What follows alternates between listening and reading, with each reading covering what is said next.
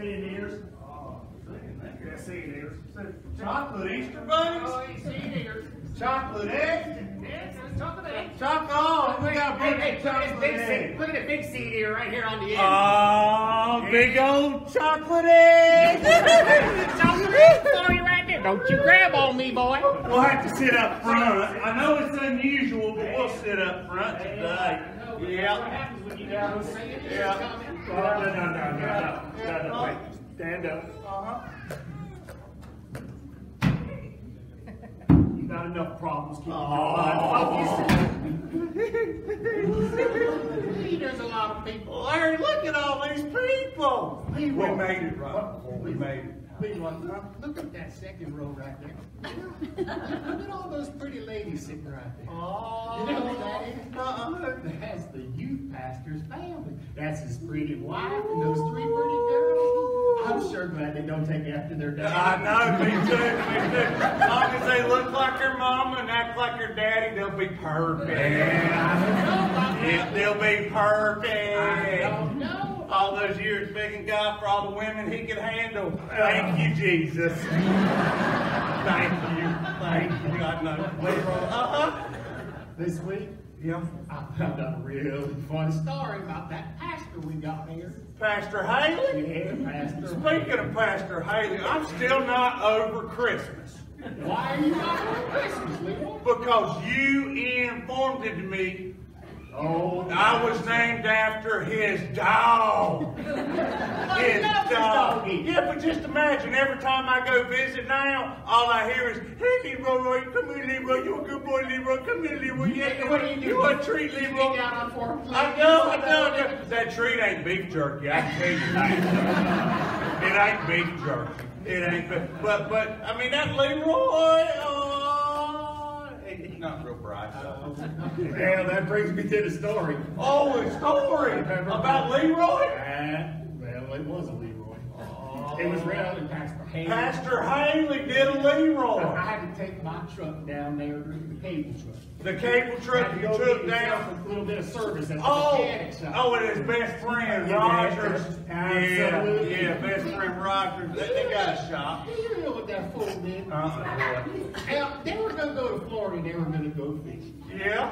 Pastor Haley, he's got this beat up white truck. The one that his son used to have. His son's red. Yeah. Drove like 100,000 miles without any oil in it. He ain't real bright either. Well, he's right. He didn't want something to do with everything back to the preacher. Oh, so the son bought a brand new car. Absolutely. And the preacher's driving that old truck. You know, sacrifice, I guess. Yeah, he loves me. He loves somebody. Yeah.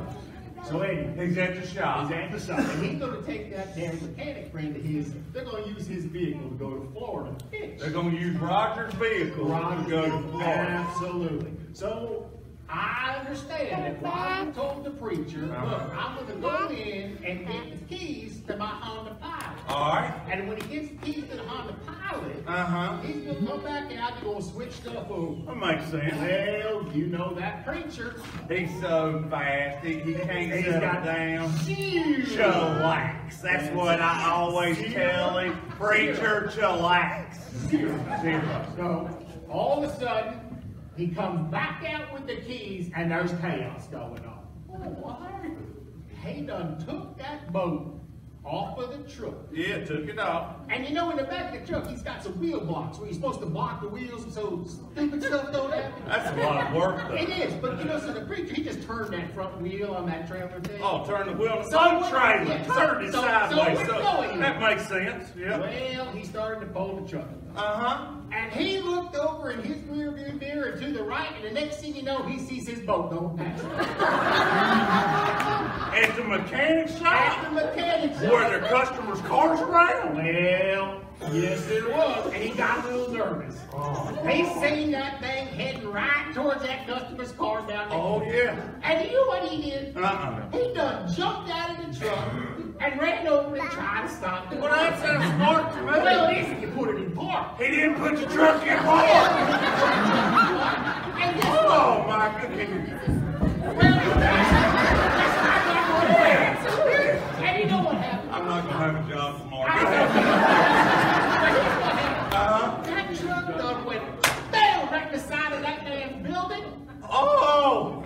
But he saved the boat. No, that boat went right inside of one of his customers' cars. Oh my goodness. It was not free. And he was in trouble to start with because his wife, she didn't want him to spend that money on that boat. Now he done bought half a building and part of a car. And the better part was that darn youth pastor was there with him too. Oh, where was he? He was in the office not doing anything. That's about right. And I heard the mechanic just went in there all crazy saying, "This is all your fault." Yeah, he gets blamed a lot. Yeah. But the preacher said it's always the youth pastor. It is, yeah, that youth pastor, he gets it all. We're here at Easter. We're here at Easter. It's such a great time. It's Christ has risen up from the grave. No. We're not gonna sing. We're not gonna steal Mama's thunder. On left. So we go, yeah. So we got that, and well, this whole year's been amazing. What a great day to celebrate a risen King when we're always talking about each one. Each one win one. Each one win one.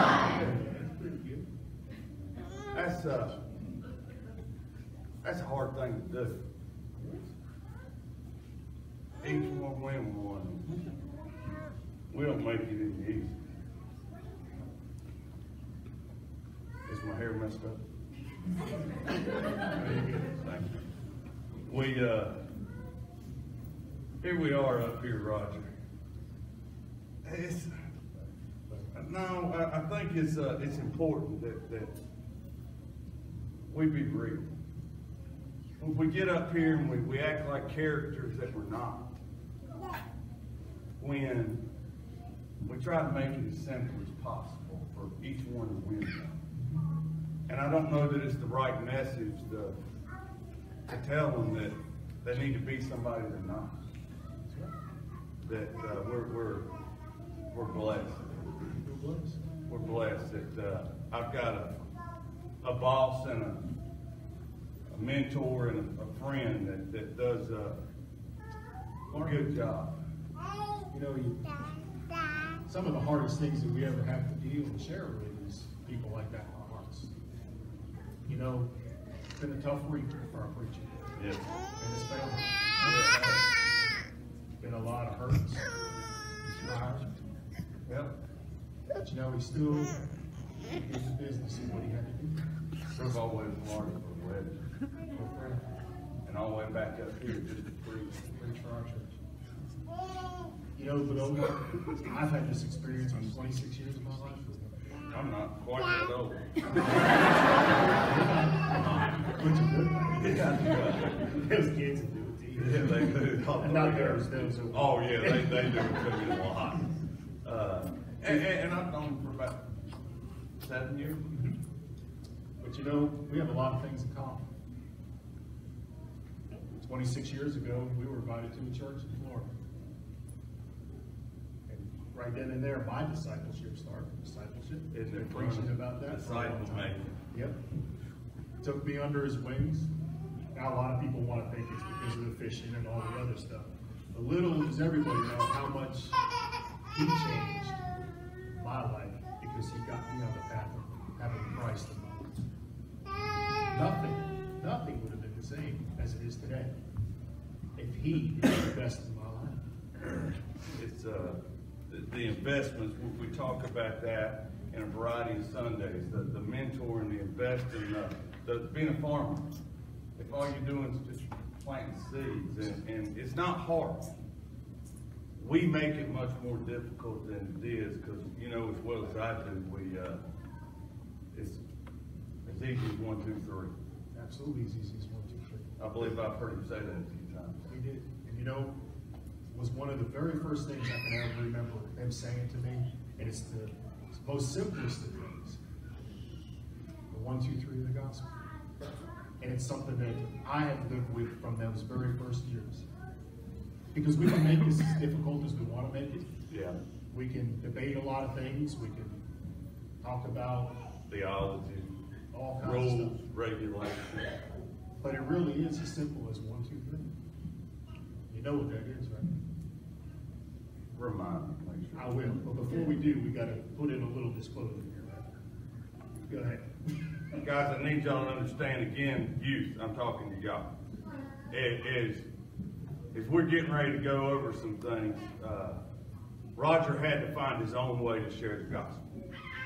So I do not want phone calls this afternoon that Pastor Mark and Roger said, y'all need to go and get a tattoo. This man's going through a midlife crisis. But he's identified his way of sharing the gospel with something that meant something special to him. Now Larry's got this one. It's We don't know time. about the time. Yeah, That's it's the time. thing. Yeah, you ripped mine off last See, time. this one does this, kind of wipes off. Yeah. This one here, it doesn't wipe off. That's real. That's real. And so for all these years that I've known Howard, and for all these years I've listened to him talk about discipleship, winning folks for Jesus.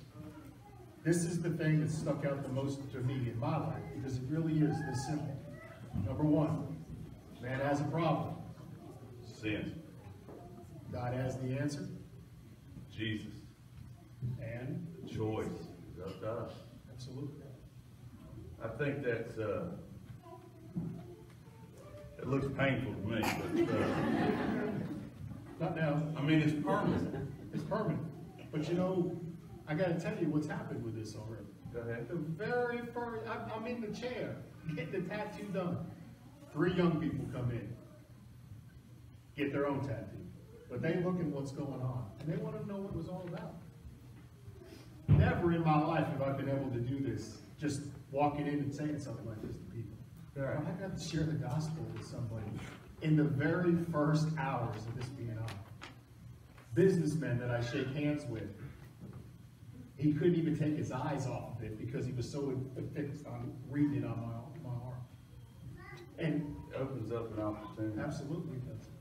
And I think it's funny that you called me last night about something, didn't you? I did that after the great, obviously we've been talking about the 1, 2, 3 of the gospel, and after the work day, the community day, in between that and something else, I ran up to the gas station to get a drink, and there was a big old truck driver up there, and we were talking about the weather, and he had a lawn care shirt on, so I just assumed at the time that he mowed yards, and he said, "Do you mow yards?" I said, "If I don't have to, I don't." And I said, "I'm a youth pastor at the church down the road," and this gentleman looked at me and said, "Jesus was in the ground for 3 days and 3 nights like Jonah, so what day did he die?" And I looked at him and I said, "What's it matter? You know, the theological battles we can have all day long. It boils down to, are you washed in the blood of the Lamb? Do you believe that Jesus Christ is your Savior? If so, we're brothers. And if not, it's as simple as that." I paused and smiled. And said, "It's 1, 2, 3. And so in my mind, as I'm saying it, I'm picturing this tattoo. That 1, man's got a problem and it's sin. 2, God's got the answer. It's Jesus. And 3, the choice is up to us. I don't know if I'll ever get that tattooed on my body, but I think that's an amazing way for you found your way to express that, and that's something again that we're mentored to do all the time. We got to do it our way. It can't be his way, because I don't like to fish, so yeah. So you know, I've got to find my own ways to do that, and you've got to find your own ways, and it really is as simple as, as simple as 1, 2, 3.